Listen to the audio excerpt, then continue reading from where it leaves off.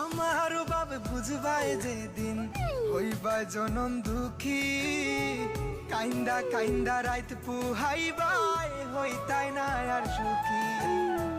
কারো মনে কষ্ট দিয়া কি সুখে থাকা যায়, কি তার লাগিয়ে তো খান্দাও আইজ বুঝলাম না আমি, কি তার লাগিয়ে তো খান্দাও আইজ বুঝলাম না।